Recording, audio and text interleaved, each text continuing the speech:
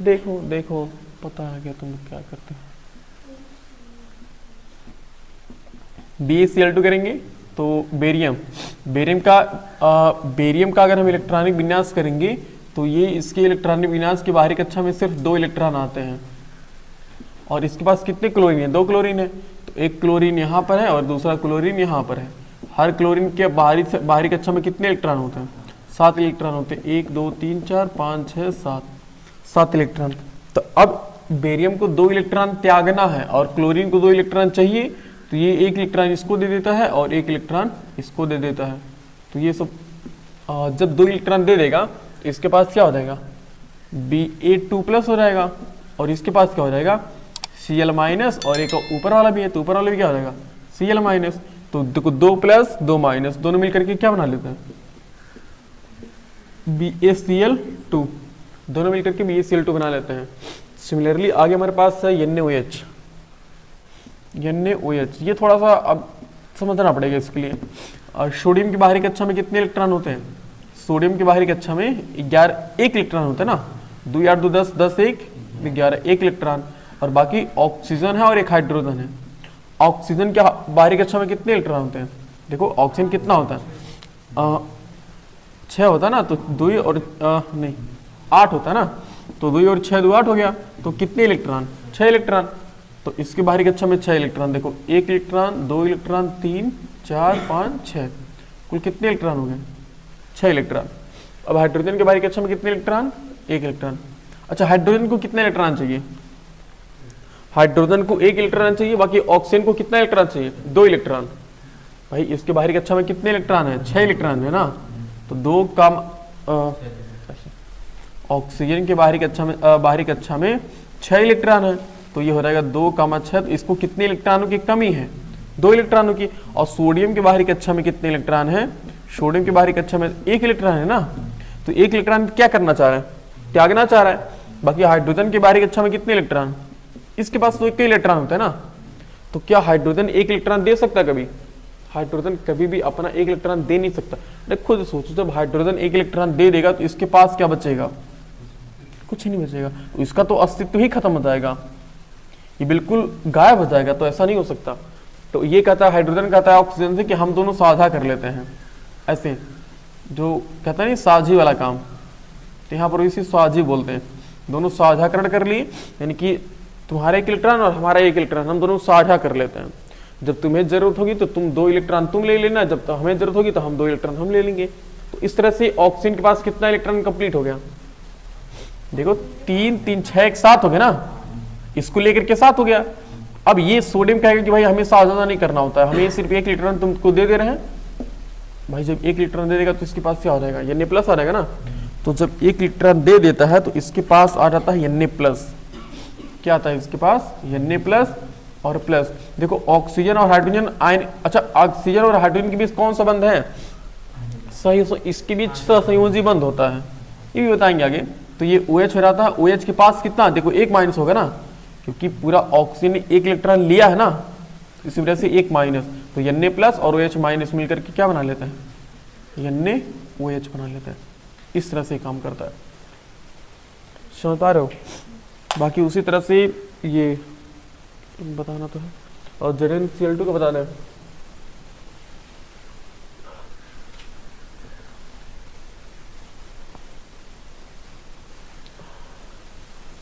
और कौन सा बता दे इसमें से?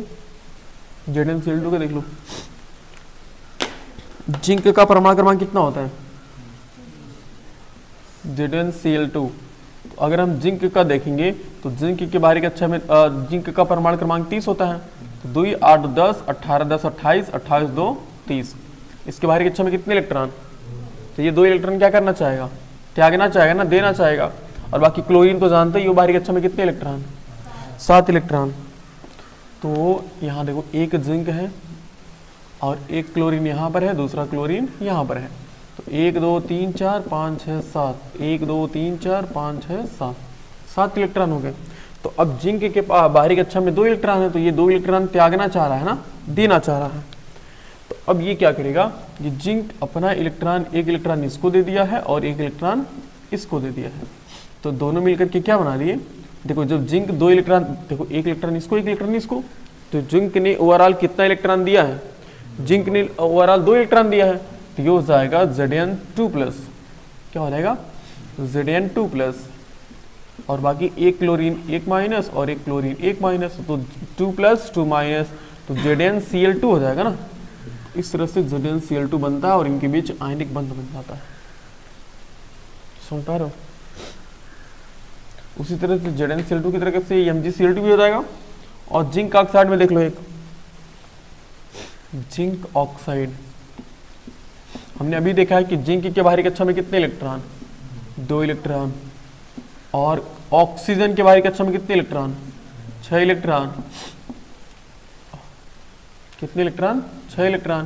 तो अब जिंक कहेगा कि भाई हमारे पास 2 इलेक्ट्रॉन ज़्यादा है, ऑक्सीजन कहेगा हमारे पास 2 इलेक्ट्रॉन कम है, तो ये 2 इलेक्ट्रॉन क्या करेगा, दोनों इलेक्ट्रॉन किसको दे देगा, ऑक्सीजन को ही दे देगा, 1 इलेक्ट्रॉन इधर से 1 इलेक्ट्रॉन इधर।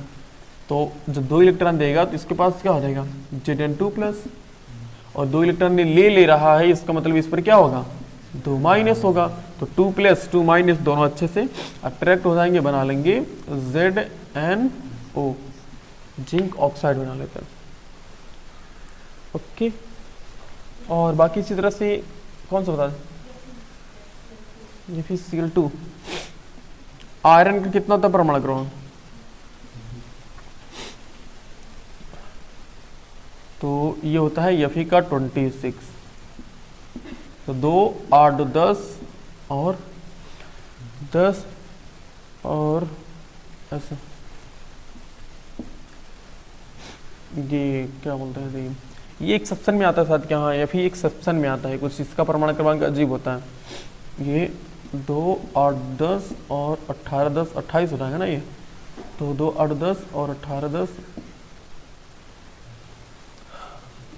8, 10 और 10, 8, 18 और 18 और कितना हुआ 8, 8, 16, 26,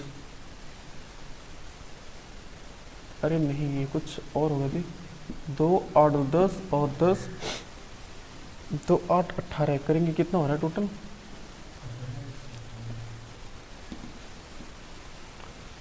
6, 2, 8 होता है ना ये, अच्छा टोटल कितना हो गया ये 28 हो गया ना, नहीं इसको को ऐसे करते हैं 1s2 2s2 2p6 1s2 2s2 2p6 3s2, 1 minute हम इलेक्ट्रॉन बिना शुरू कर ही दे रहे हैं। 1s होता है 1s 2p sp और ये s होता है sp और spd, तो ये एरो कुछ ऐसे आता है,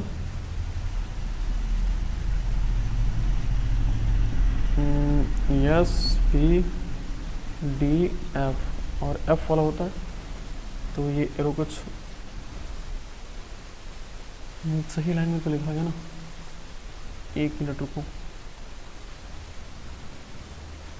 मतलब ऐसे करेंगे तो आ जाएगा जी। सुनो इसका इलेक्ट्रॉनिक बिना सुना थोड़ा सा वो एक सेक्शन में जाता है, इसके बाहरी कक्षा में कितने इलेक्ट्रॉन माने जाते हैं, इसके बाहरी कक्षा में 2 इलेक्ट्रॉन माने जाते हैं, ठीक है। तो ऐसे मान लेते हैं इसके बाहरी कक्षा में कितने इलेक्ट्रॉन है 2 इलेक्ट्रॉन, तो FeCl2 हो गए, यानी कि Fe के पास 2 इलेक्ट्रॉन हो गए बाहरी कक्षा में, और क्लोरीन के पास कितने इलेक्ट्रॉन हो गए, क्लोरीन के बाहरी कक्षा में कितने इलेक्ट्रॉन 7 इलेक्ट्रॉन हो गए, 1 2 3 4 5 6 7 इलेक्ट्रॉन हो गए। अब ये Fe क्या करेगा, दोनों इलेक्ट्रॉन क्लोरीन को ही दे देगा ना, क्योंकि और कोई तत्व तो है नहीं, तो दोनों इलेक्ट्रॉन क्लोरीन को दे दिया, तो दोनों मिलकर के क्या बना लिए FeCl2, इस तरह से FeCl2 बनता है।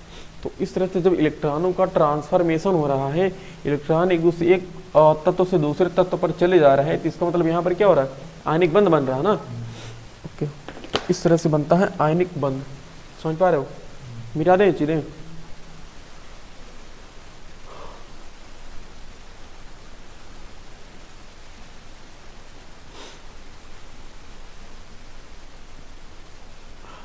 आयनिक बंध के बाद अब अगर हम देखें तो सहसंयोजी बंध भी थोड़ा देख लेते हैं। सहसंयोजी बंध, और देखो सहसंयोजी बंध है ना 3 प्रकार के होते हैं। एक हम N2 लिख लेते हैं तो हमें एग्जाम्पल और अच्छे से समझ में आएगा। देखो सहसंयोजी बंध 3 प्रकार के होते हैं। एक होता है एकल बंध, एक होता है द्विबंध, एक होता है द्विबंध और एक होता है त्रिबंध, जिसे हम इंग्लिश भाषा में, हालांकि इसे ज़्यादातर हम इंग्लिश में ही बोलते हैं, इसे हम सिंगल बॉन्ड बोलते हैं, इसको हम बोलते हैं डबल बॉन्ड, और इसको क्या बोलेंगे लास्ट वाले को, ट्रिपल बॉन्ड बोलेंगे ना, ट्रिपल बॉन्ड। कौन सा बॉन्ड हो ये? Triple bond. Single bond, double bond और ट्रिपल बॉन्ड। तो सिंगल बॉन्ड में होता है कि इसमें एक एक इलेक्ट्रॉनों का आदान प्रदान होता है। कितने इलेक्ट्रॉनों का? सिर्फ एक इलेक्ट्रॉनों का आदान प्रदान होता है, इस वजह से इसके बीच में एक ऐसे लाइन खींचते हैं। और द्विबंध में डबल इलेक्ट्रॉनों का आदान प्रदान होता है। देखो एक इलेक्ट्रॉन और मतलब ऐसे 2 लिख लेते हैं, 2 इलेक्ट्रॉनों का आदान प्रदान होता है, 2 इलेक्ट्रॉन इधर से उधर जाते हैं, ठीक। तो ये 2 इलेक्ट्रॉनों का आदान प्रदान हो गया। और त्रिबंध में क्या होता है? 3 इलेक्ट्रॉनों का आदान प्रदान होता है, 3 इलेक्ट्रॉनों का आदान प्रदान होता है, कुछ ऐसे।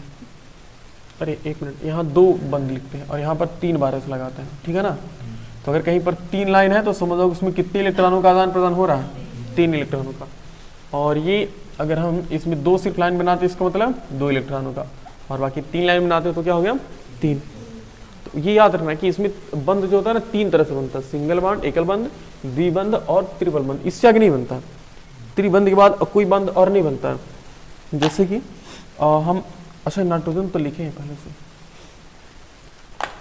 अगर हम लिख लेते हैं N2 का ही लिख लेते हैं, नाइट्रोजन को ही पहला, सबसे पहला नाइट्रोजन लिखते हैं, नाइट्रोजन। तो अच्छा नाइट्रोजन और नाइट्रोजन 2 नाइट्रोजन है ना, तो दोनों नाइट्रोजन एक तरह से अधातु है कि नहीं है? बोलो दोनों अधातु है ना जी, दोनों गैसें हैं। अब मुझे बताओ नाइट्रोजन का परमाणु क्रमांक कितना होता है? बोलो।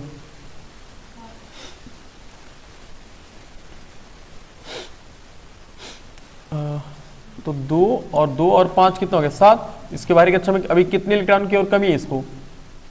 बोलो 3 इलेक्ट्रॉनों की ना, तभी तो इसका स्टक पूरा होगा ना। अब देखो ये इसको 3 इलेक्ट्रॉनों की कमी है। अब 1 2 3, 1 2 3, इसके बाहरी कक्षा में कितने इलेक्ट्रॉन है टोटल? 5 इलेक्ट्रॉन थे ना, 7 है भाई, तो 2 परमाणु इलेक्ट्रॉनिक विन्यास करेंगे तो 2 5 7, बाहरी कक्षा में कितने इलेक्ट्रॉन? 5 इलेक्ट्रॉन। अब बताओ दोनों को क्या है, कमी है कि नहीं है? इसको भी कितने इलेक्ट्रॉन की कमी है? इसको भी 3 इलेक्ट्रॉनों की कमी है, और इसको भी कितने इलेक्ट्रॉनों की कमी है? 3 इलेक्ट्रॉनों की। दोनों के पास 3 इलेक्ट्रॉनों की कमी है। तो अब ना तो ये इसको दे सकता है, ना तो ये इसको दे सकता है, तो दोनों क्या कर लेंगे? दोनों साझा कर लेंगे।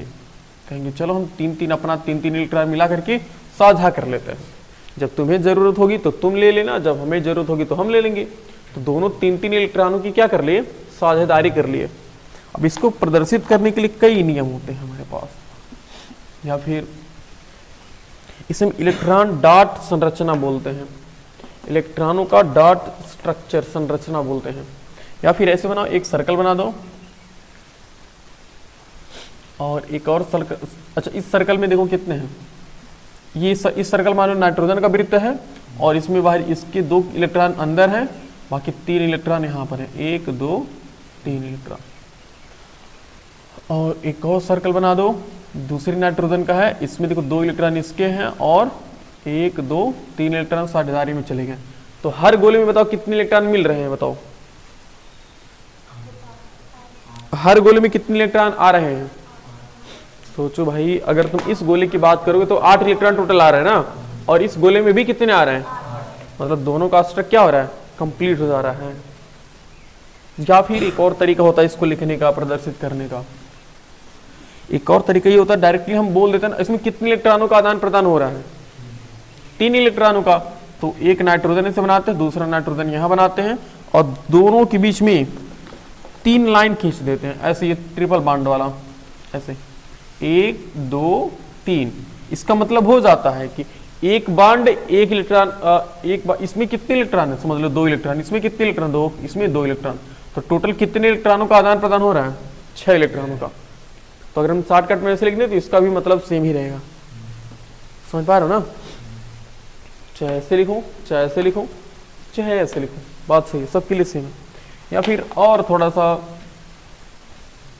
बना लो, एक और तरीका होता है, एक और तरीका वो ऐसे हम कह सकते हैं कि एक नाइट्रोजन है, इसमें 1 इलेक्ट्रॉन, 2 इलेक्ट्रॉन, 3 इलेक्ट्रॉन, 4 इलेक्ट्रॉन और 5 इलेक्ट्रॉन, और एक नाइट्रोजन और है जिसके बाहरी कक्षा में 5 इलेक्ट्रॉन है, 1 और 2, टोटल कितने हो गए, 5 इलेक्ट्रॉन। तो अब इसको ऐसे भी बनाते हैं कि देखो ये नाइट्रोजन, मतलब यही बात होती है मेरे ख्याल, देखो बताओ हर गोले में कितने इलेक्ट्रॉन मिल रहे हैं, आ रहे हैं, बताओ 8 इलेक्ट्रॉन। तो इस तरह से दोनों नाइट्रोजन का अष्टक पूरा हो जाता है। तो इसमें जो बंध बन रहा है, इस बंध को हम कौन सा बंध बोलते हैं, सहसंयोजी बंध बोलते हैं। और यह बंध आयनिक बंध की तुलना में बहुत कमजोर होता है, ज़्यादा स्ट्रांग नहीं होता है, जितना मजबूत ये था उतना मजबूत ये नहीं होता है, समझ पा रहे हो। इसको हम 4 तरीके से हम प्रदर्शित कर सकते हैं, तुम्हारे ऊपर डिपेंड है कि तुम किस तरीके से प्रदर्शित करना चाहोगे, समझ रहे हो। हालांकि तुम्हारे बुक में ये नहीं दिया हुआ है क्योंकि शायद सिलेबस से निकाल दिया गया होगा। 11 में तो हम 11 में भरपूर पढ़ने वाले इसके बारे में। अगर अभी से समझ गए कि कितने इलेक्ट्रॉनों का आदान प्रदान कैसे हो रहा है, तभी 11 में कोई दिक्कत खास होने वाली नहीं है, आसानी से समझ जाओगे कैसे हो रहा, समझ पा रहे हो। और किसको बता दें हम, तो ये छोटे छोटे लोगों का कर लोगे ना, ये HCl का बताता है। HCl का एक हाइड्रोक्लोरिक अम्ल है ना, बोलो हाइड्रोक्लोरिक अम्ल, तो वो देखते हैं ये HCl। चलो हाइड्रोजन के बाहरी कक्षा में कितने इलेक्ट्रॉन, 1 इलेक्ट्रॉन। क्लोरीन के बाहरी कक्षा में कितने इलेक्ट्रॉन, 7, 1 2 3 4 5 6 7, हो गया ना 7। अब देखो, अब क्या हाइड्रोजन 1 इलेक्ट्रॉन दे सकता है क्या, नहीं, और क्लोरीन क्या 1 इलेक्ट्रॉन दे सकता है, नहीं, और दोनों को कमी है, तो दोनों, अच्छा दोनों धातु की, दोनों अधातु हैं, दोनों अधातु है ना, तो दोनों 1 1 इलेक्ट्रॉन की क्या कर लेते हैं, साझेदारी कर लेते हैं। तो इसमें कितने बंध बनाएंगे, सिंगल बॉन्ड की डबल बॉन्ड की ट्रिपल बॉन्ड, बोलो सिंगल बॉन्ड से बनाएंगे ना जी, एक ही बार इलेक्ट्रॉन आए गए हैं ना, तो एक के इलेक्ट्रॉन जब आते जाते हैं तो एक बंध बनाते हैं। अगर 2 इलेक्ट्रॉन जाते हैं तो हम कितना बंध बनाते हैं, 2 बंध बनाते हैं। जैसे कि अच्छा H2SO4 वाला थोड़ा महंगा पड़ेगा, अभी CO2 वाला देख लेते हैं, ये भी हालांकि थोड़ा महंगा ही पड़ेगा, लेकिन देखते हैं। इसमें चेक करना होता है कि कौन सबसे छोटा, मतलब किसकी संख्या कम है, मतलब कार्बन की संख्या कम है कि ऑक्सीजन की संख्या कम है, कार्बन की संख्या कम है ना भाई, ऑक्सीजन को 2 बार है और कार्बन कितनी बार है, 1 बार है। तो जो जिसकी संख्या कम होती है उसको बीच में रखते हैं, बाकी सबको अगल बगल रखते हैं, ठीक है। अब देखो इसमें मुझे बताओ ये कि ऑक्सीजन के बाहरी कक्षा में कितने इलेक्ट्रॉन, 6 इलेक्ट्रॉन। तो 1 इलेक्ट्रॉन, जब देखो हमें पता कैसे चल रहा है ना, जब तुम भी प्रैक्टिस करोगे ऑटोमेटिक याद हो जाएगा। 3 4 5 6, सही है। इसके बाहरी कक्षा में कितने इलेक्ट्रॉन, 6 इलेक्ट्रॉन। कार्बन के बाहरी कक्षा में जानते हो कितने इलेक्ट्रॉन होते हैं, 4 इलेक्ट्रॉन होते हैं ना, तो 1 2 3 और 4। ऑक्सीजन के बाहरी कक्षा में 6 इलेक्ट्रॉन, 4 5 6, देखो हमने बना दिया। अब बताओ इसमें से कोई इलेक्ट्रॉन, कोई भी तत्व, किसी तत्व को इलेक्ट्रॉन दे सकता है क्या, नहीं दे सकता ना। तो अब क्या करेगा, ये दोनों कहेंगे कि चलो हम दोनों सहसंयोजी बंध बना लेते हैं। तो इस तरह से ऑक्सीजन का कितने इलेक्ट्रॉन कंप्लीट हो गया, देखो इसके पास तो 6 पहले से थे ही, और 2 आधा कर लिए तो कितने हो गए, 8 हो गए। अच्छा कार्बन का कितना हो गया, 2 4 6, कार्बन का 6 अभी कंप्लीट नहीं हुआ है, तो अब फिर 2 इससे साझा कर लेता है, ये लो ऐसे। अब देखो तीनों का कंप्लीट हो गया, चेक करो तो देखो कार्बन का काउंट करो, 1 2, कार्बन तो 4 था इसके पास ही था, और 2 2 क्या कर ले, सारे कर ले, तो 4 4 कितना हो गया, 8 कंप्लीट है। और ऑक्सीजन का देखो कितना है, देखो 6 तो इसके पास था ही, 2 इसने साझा कर ले, कितना हो गया, 6 और 6 2 8, हो गया ना कंप्लीट इसका।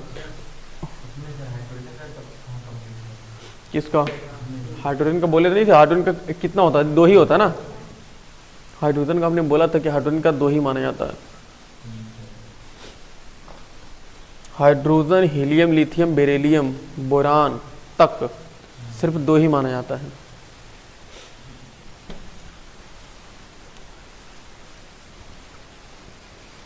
तो इसको हम कैसे लिख सकते हैं शॉर्टकट में? इसको हम लिख सकते हैं O डबल बॉन्ड O लिख सकते हैं ना। डबल बॉन्ड क्यों लिख रहे हैं? क्योंकि 2-2 इलेक्ट्रॉनों की साझेदारी चल रही है ना, इसलिए देखो 2-2 इलेक्ट्रॉन आ जा रहे हैं। इसमें एक ही इलेक्ट्रॉन तो हमने सिंगल बॉन्ड बनाया था, और इसमें 3-3 इलेक्ट्रॉन आ जा रहे थे ना, इस वजह से हमने कौन सा बॉन्ड बनाया था? ट्रिपल बॉन्ड बनाया था, 3-3 बॉन्ड बनाए थे। समझ गए? तो मिटा देते हैं इसको, बाकी हम इस बार थोड़ा बताने वाले हैं किसके बारे में। बोलो किसी एक दो को और बता देते हैं। तो H2SO4 तो थोड़ा महंगा वाला है, देखते हैं, थोड़ा ध्यान देना समझ जाओगे।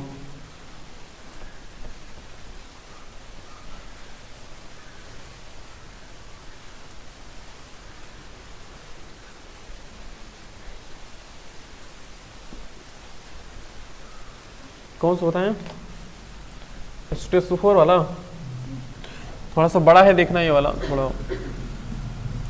H2SO4 देखो सल्फर कितनी बार है? सल्फर 1 बार है, ऑक्सीजन 4 बार है, और हाइड्रोजन कितनी बार है? तो इसमें बीच में किसको लिखेंगे हम? सल्फर को लिखेंगे ना। बोले ना कि जिसकी संख्या कम होती है उसको हम बीच में लिखते हैं। अच्छा, सबका एक बार निर्णय ले लो तो सबकी बाहरी कक्षा में हाइड्रोजन की सिर्फ बाहरी कक्षा में कितने इलेक्ट्रॉन होते हैं? देखो एक यार, 1 के इलेक्ट्रॉन होते हैं ना, इसके 2 चाहिए होता है। सल्फर का 16 होता है, तो 2 8 2 10 और 10 6 16 है। और ऑक्सीजन कितना होता है? 8 और 2 6 8। मतलब सल्फर और ऑक्सीजन लगभग लगभग बराबर ही है ना। सबको 2-2 इलेक्ट्रॉन चाहिए, हाइड्रोजन को सिर्फ 1 इलेक्ट्रॉन चाहिए। देखते हैं भाई ये मामला कैसे सुलझेगा, थोड़ा ध्यान से देखना। एक सल्फर से कितने हाइड्रोजन लगे हुए हैं? 4 ऑक्सीजन है ना। देखो 1 ऑक्सीजन इधर, 1 ऑक्सीजन इधर, 1 ऑक्सीजन इधर, 1 ऑक्सीजन इधर लगा दो, एक और ऑक्सीजन लगा दो इधर, एक और ऑक्सीजन इधर लगा दो। टोटल कितने ऑक्सीजन हो गए? और यहाँ हाइड्रोजन, यहाँ हाइड्रोजन। अब सोचो कैसे हम सोच पा रहे हैं, अभी समझ पाओगे। देखो सल्फर की बाहरी कक्षा में कितने इलेक्ट्रॉन? 6। तो 1 2 3 4 5 6, सबका स्ट्रक पूरा कराएंगे अभी। ऑक्सीजन की बाहरी कक्षा में कितने इलेक्ट्रॉन? 6 इलेक्ट्रॉन। 1 2 3 4 5 6। इसके ये भी तो ऑक्सीजन ही है ना, इसकी भी बाहरी कक्षा में कितने इलेक्ट्रॉन? 6। 1 2 3 4 5 6। हाइड्रोजन की कितने इलेक्ट्रॉन? 1 का इलेक्ट्रॉन। यहाँ भी कितने इलेक्ट्रॉन होंगे? 6 इलेक्ट्रॉन। 1 2 3 4 5 6। इसमें भी कितने इलेक्ट्रॉन है? 1 2 3 4 5 6। इसमें भी कितने इलेक्ट्रॉन? 1 इलेक्ट्रॉन। बस बन गया। देखो इसको सल्फर को कितने इलेक्ट्रॉन चाहिए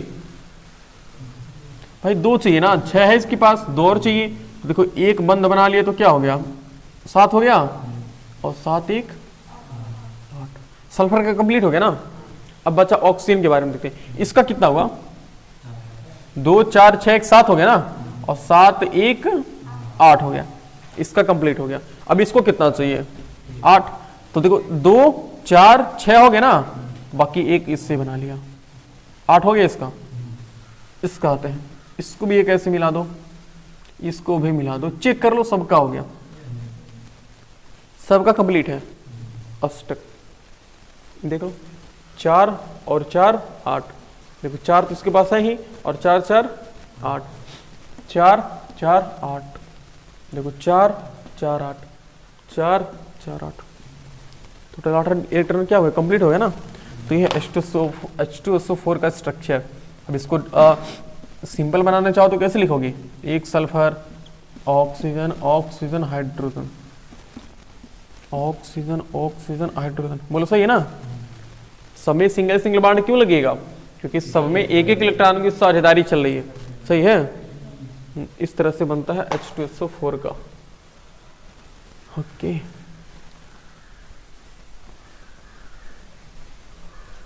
और एक बता देते हैं कि इसका H2O को बता दें। H2O को बता देते हैं, सिंपल है।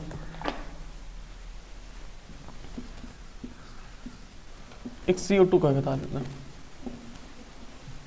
H2O मतलब देखो सबसे कम कौन है? तो ऑक्सीजन कहाँ रहेगा? बीच में। एक हाइड्रोजन इधर, एक हाइड्रोजन इधर। इसमें कौन बीच में रहेगा? एक ऑक्सीजन इधर से, एक ऑक्सीजन इधर से घेरा हुआ है। चलो, इस ऑक्सीजन के बाहरी कक्षा में कितने इलेक्ट्रॉन? 6। 1 2 3 4 5 6। और इसके पास कितने इलेक्ट्रॉन होते हैं? तो ये क्या बना लेंगे ऐसे, सोच पा रहे हो? ये देखो, 2 2 4, 2 6 2 8। तो O single bond H, single bond H, complete. इसका देख लो, 1 2 3 4 5, नहीं, इसके बाहरी कक्षा में कितने इलेक्ट्रॉन होते हैं कार्बन के? 1 2 3 4 हो गए। और इसके बाहरी कक्षा में कितने इलेक्ट्रॉन? अच्छा, ऑक्सीजन का अष्टक कैसे कंप्लीट होगा बताओ? कार्बन के साथ कितना बंध बनाना चाहिए? डबल बॉन्ड, सिंगल बॉन्ड या फिर ट्रिपल बॉन्ड?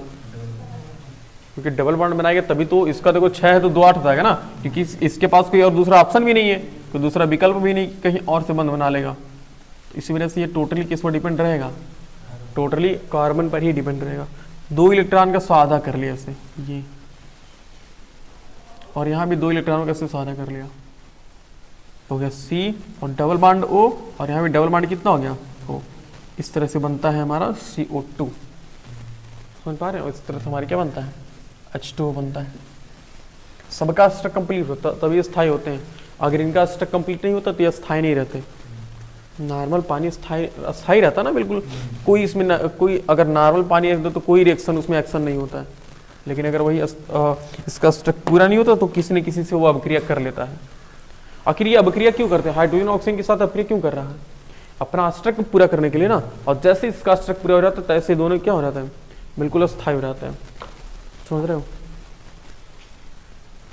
तो इस तरह हमने क्या समझा? एकल बंध, द्विबंध और त्रिबंध के बारे में समझा, जिसे हम सहसंयोजी बंध के नाम से जानते हैं। ओके, अब अगर थोड़ा ध्यान से इसमें सोचे होगे, कभी आया होगा तो आयनिक बंध और सहसंयोजी बंध में एक खास अंतर हमें मिला है। इसको मिटा देना, उदाहरण मिटा देते हैं, बाकी अंतर देखते हैं क्या है वो।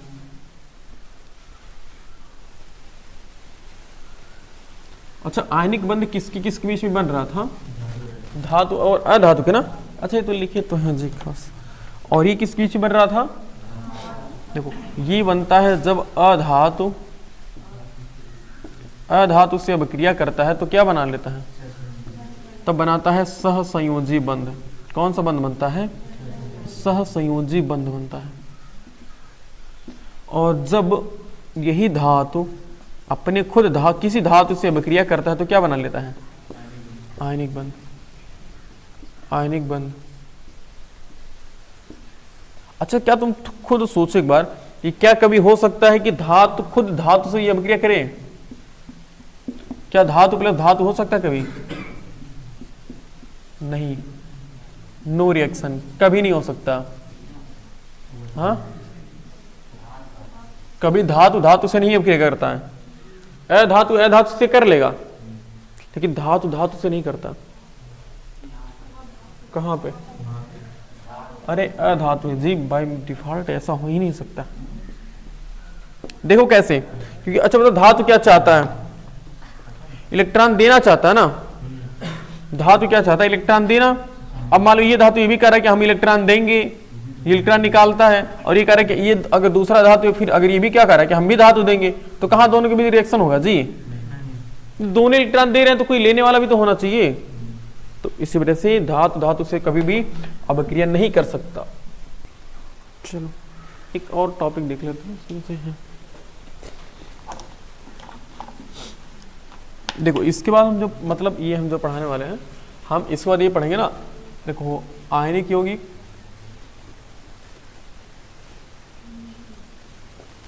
आयनिक यौगिक तथा सहसंयोजी यौगिक। सहसंयोजी यौगिक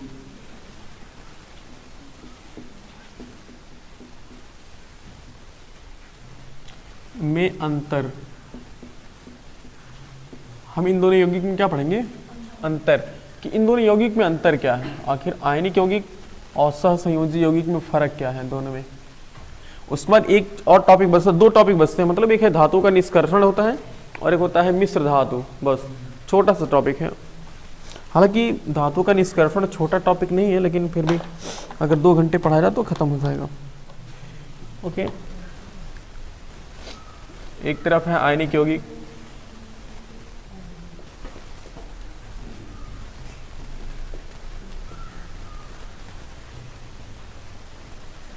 बाकी टीचर अच्छा किसी का प्लान है टीचर बनना बाद में? हाँ, किसी का प्लान नहीं है? सहसंयोजक, इनको भी वही कहेंगे बच्चे कि पहले अपने पढ़िए।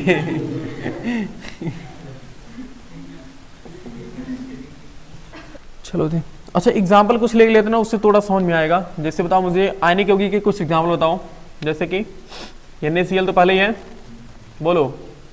MgCl2, हाँ,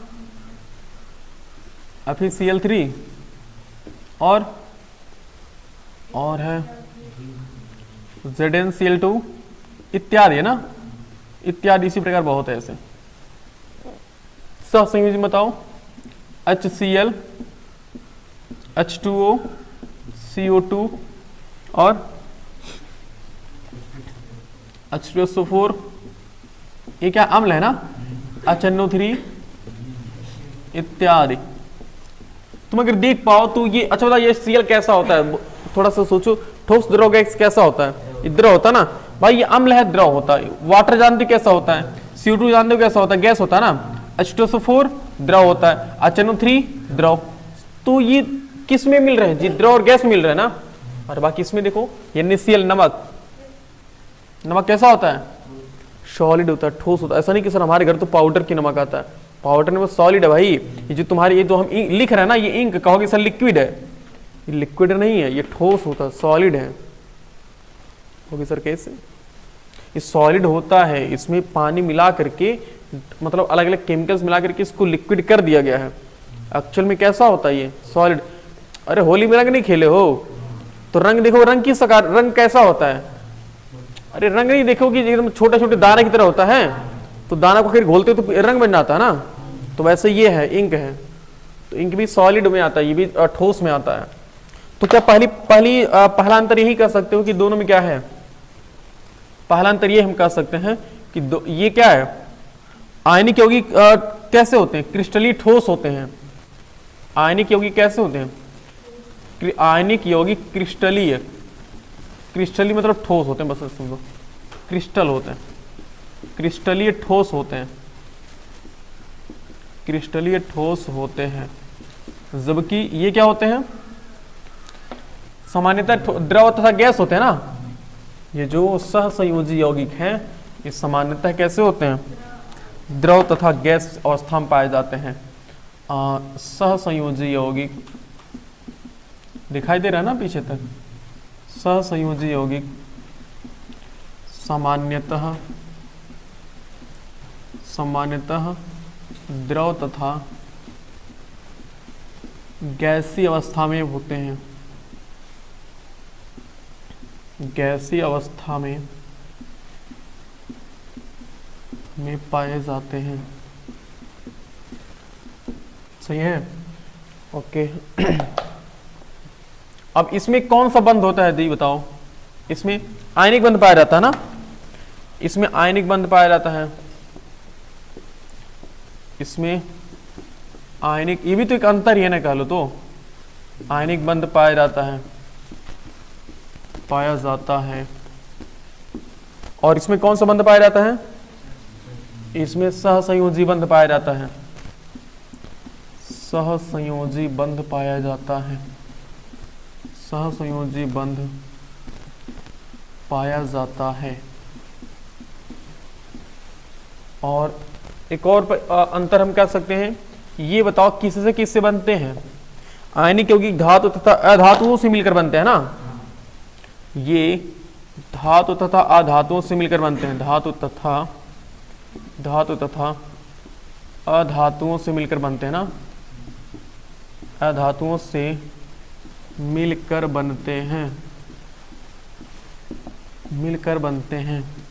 और ये किससे बनते हैं, ये दोनों सिर्फ अधातुओं से मिलकर बनते हैं ना, ये अधातुओं से बनते हैं, ये केवल अधातुओं के संयोग से बनते हैं, ये केवल अधातुओं से बनते हैं, लिख लेते हैं, अधातुओं से बनते हैं। एक और अंतर बता दें इनमें जो बंध बनता है वो कैसा बंध बनता है? इलेक्ट्रॉनों के ट्रांसफॉर्मेशन से बनता है ना, इलेक्ट्रॉनों के स्थानांतरण से बनता है। और इसमें क्या बनता है? इलेक्ट्रॉनों के साझाकरण से बनता है ना। ये यौगिक इलेक्ट्रॉन, ये यौगिक इलेक्ट्रॉनों के स्थानांतरण, इलेक्ट्रॉनों के स्थानांतरण द्वारा बनते हैं, स्थानांतरण द्वारा बनते हैं। और ये किससे बनते हैं? इलेक्ट्रॉनों की साझेदारी द्वारा बनते हैं ना। ये यौगिक इलेक्ट्रॉनों के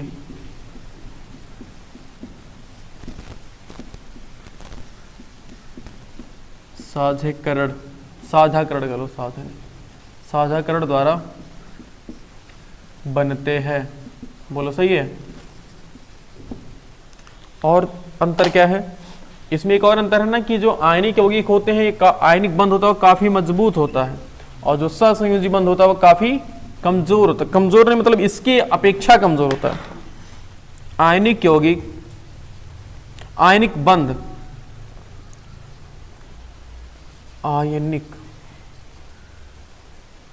आयनिक बंध सहसंयोजी बंध की तुलना में, सहसंयोजी बंध की तुलना में मजबूत होते हैं। कैसे होते हैं?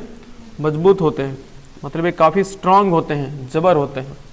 और ये मतलब कौन सा बंध? सहसंयोजी बंध, सहसंयोजी बंध, या फिर कुछ लोग शॉर्टकट में संयोजी बंध सिर्फ बोलते हैं। तो सहसंयोजी बंध आयनिक बंध की तुलना में, आयनिक बंध की तुलना में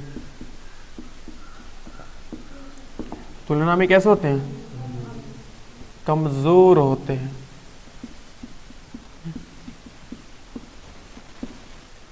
ओके। और एक हम अंतर दे सकते हैं, अभी कई काफी अंतर हो सकते हैं इसमें बीच, और हम कर सकते हैं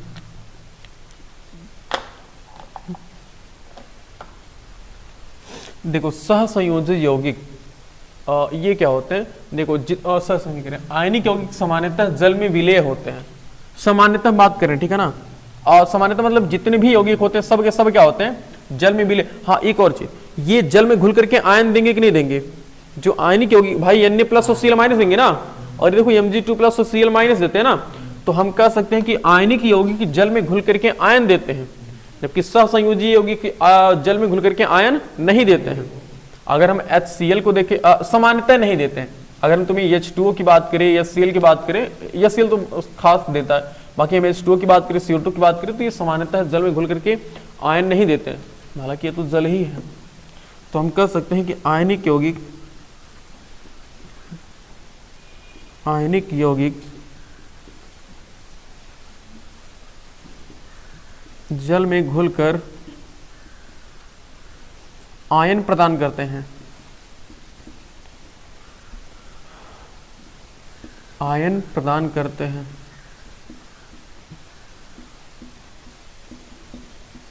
आयन प्रदान करते हैं, जबकि सामान्यतः सहसंयोजी यौगिक, सामान्यतः मतलब क्या समझ रहे हो ना कि लगभग में, सामान्यतः सहसंयोजी यौगिक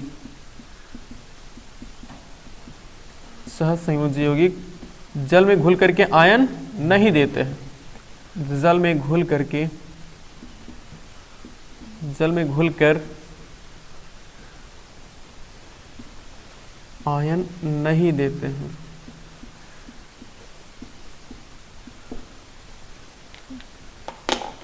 समझ पा रहे हो? तो ये सामान्यतः आयनिक यौगिक जल में घुल करके आयन प्रदान करते हैं और सामान्यतः सहसंयोजी यौगिक जल में घुल करके आयन नहीं देते हैं। और एक और चीज़ अगर बात करें तो ये है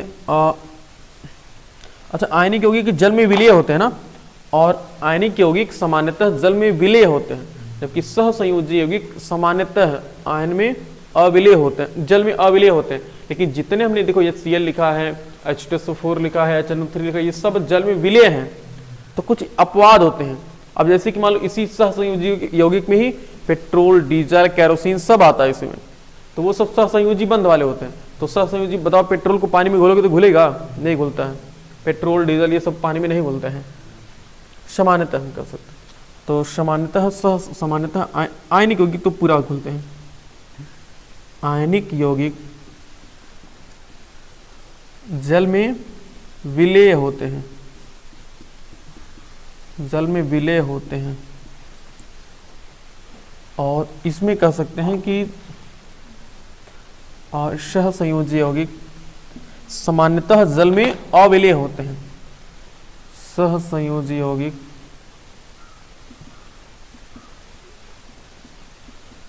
सहसंयोजी यौगिक सामान्यतः जल में अविलेय होते हैं, अविलेय होते हैं।